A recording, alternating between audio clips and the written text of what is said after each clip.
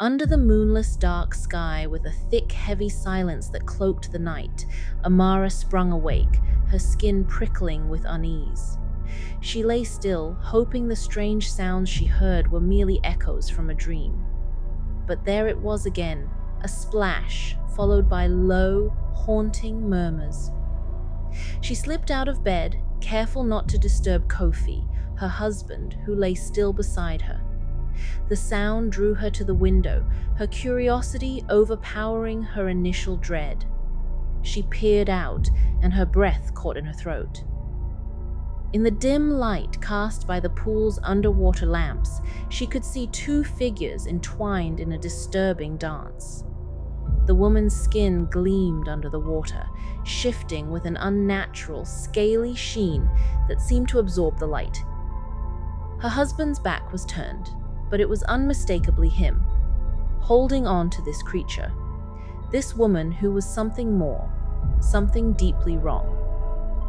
The longer Amara looked, the harder it became to tell where her husband's body ended and the creature's began.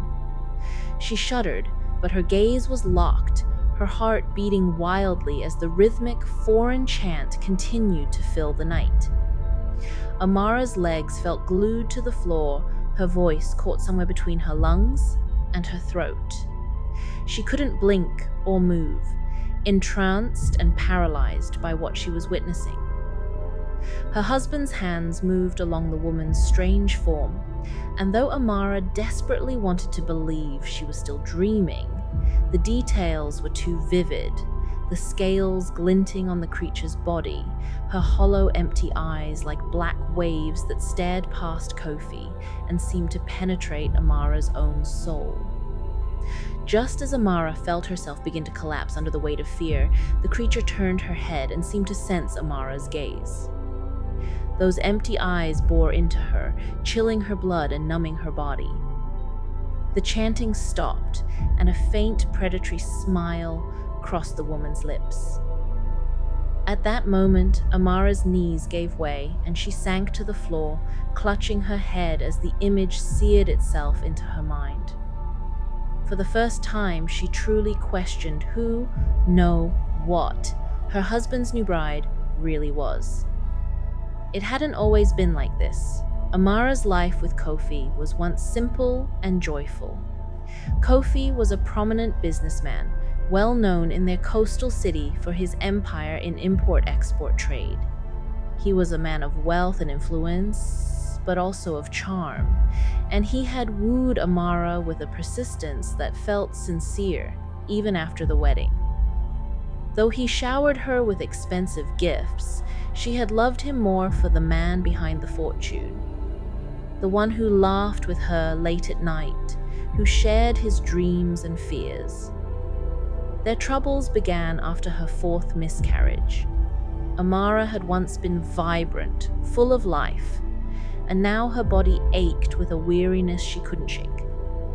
Kofi had been attentive at first, comforting her, assuring her that they would have a child eventually, that her worth was not tied to bearing him an heir. But in recent months, he had become withdrawn, his face darkening as if haunted by an unspoken worry. His absences grew longer and more frequent, and when he returned, he seemed changed, distant. There was a glint in his eyes that Amara didn't recognize, and his touch felt colder, harder. Then, one evening, Kofi came home with news that turned her life upside down. He wanted to take another wife. At first, she thought he was joking or perhaps testing her. She tried to reason with him, clinging to their promises, their vows, but he brushed her off with a strange detachment. "It's for our future, Amara," he said. "You must understand. I need to expand our lineage. It's what's best for us, for the business, for everything I've built." She felt her world crumbling beneath her feet. The thought of sharing him, of watching him give another woman the love she had cherished, was unbearable. But Kofi's words had a way of winding into her mind, twisting her resistance until she was no longer sure why she objected in the first place. She felt weak, like her will was being sapped, drained by a force she couldn't name. Against her own heart, she heard herself whispering, "If this is what you need, Kofi, then I will accept it." When the new bride arrived, Amara immediately sensed something strange about her. The woman's name was Naima, and her beauty was otherworldly, with smooth, pale skin and eyes so dark that they seemed endless. When she looked at Amara, it was as though she was staring right through her, seeing things Amara herself couldn't fathom. Amara felt an instinctive fear, a warning pulsing in her blood. But she shoved it aside, telling herself it was just jealousy, that she needed to be stronger. Yet, strange things began happening in their home. Amara would wake in the morning to find damp footprints leading from the pool to the house, even on days it hadn't rained. Long strands of hair, silver blue and impossibly fine, would appear in places Amara never remembered seeing before. Once, she found a single glistening scale embedded in the sheets of Naima's bed.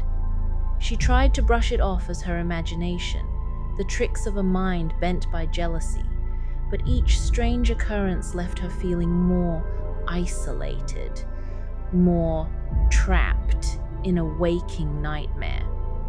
Worst of all were the miscarriages that followed. Amara had hoped that maybe, just maybe, with Kofi's reassurance, she might still carry a child. But each time she dared to hope, she would fall ill, and the life inside her would fade. She was beginning to suspect that Naima's presence in their lives had something to do with it, though she couldn't explain how or why. Her friends, too, seemed to drift away, suddenly unavailable or uninterested in seeing her, as though a shadow had passed over her life and turned everything cold.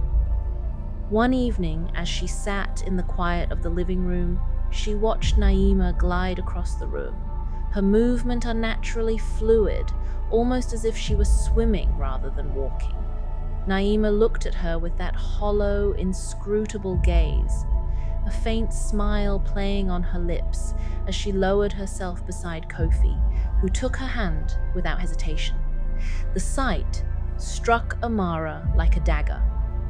She felt herself slipping into despair, wondering how her life had been turned upside down by this strange, silent woman who now held her husband's attention. When she confronted Kofi about her suspicions, about the strange sights and sounds, the miscarriages, the ominous dread that had begun to haunt her, he only laughed, brushing it off as her mind playing tricks on her. "Amara," he said, "you've been through a lot. It's natural to feel overwhelmed, but you have nothing to fear from Naima. She's here to help us, to strengthen our family."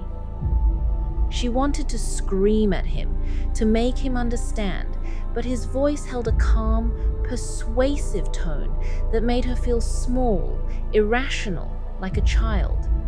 She felt herself wavering, the power of her own mind slipping as she nodded, forcing herself to accept his assurances. But deep inside, her heart knew the truth. Naima was no ordinary woman, and her presence was a poison seeping through every fiber of their lives. As the days wore on, Amara felt her sense of reality slipping. At night, she would lie in bed, staring at the ceiling, straining to hear the faint, unsettling sounds from the pool, dreading what she might find if she looked. The few friends who remained in her life began avoiding her. Her family was distant, and even her own body felt alien to her, as though she were losing herself piece by piece. She would often find herself in a trance, agreeing to things she hadn't meant to, her mind clouded by an overwhelming sense of helplessness. One night, she awoke to find Kofi missing from their bed. Panic flared within her, but she quelled it, reminding herself that she could not let fear control her. She moved quietly to the window, her fingers trembling as she pulled aside the curtain.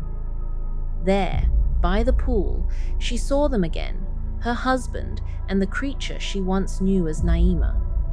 They moved together with a strange, unnatural grace, their bodies tangled in a dark ritual that defied reason. As Amara watched, her eyes caught the glimmer of scales, the outline of a fin that glistened under the water's surface. Naima's hollow eyes met hers, and that same mocking smile appeared as if to say, "You don't belong here. This world, this man, they are mine." Amara stumbled back, the memory of the chanting, the scales, the haunting gaze burning in her mind. She realized then, with a shattering certainty, that Naima was no mere woman. She was something ancient, something monstrous, and Kofi had willingly brought her into their lives, all for the sake of his greed and power.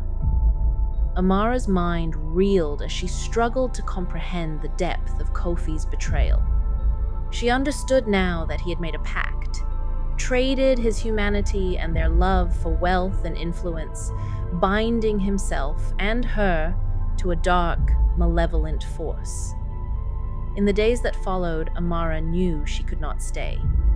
Her spirit had been broken, her soul bound in chains by the creature that had taken over her life, and there was nothing left for her but to escape. Yet every time Amara tried to leave, her body felt weighed down, as if an invisible hand were gripping her tightly, binding her to the house. Her thoughts grew muddled, trapped in a strange fog that twisted her will, filling her with a sense of resignation. She began questioning herself, wondering if her mind was playing tricks, if perhaps she was truly losing touch with reality. The longer she stayed, the harder it became to tell if she was imagining things or if the horrors she felt were real.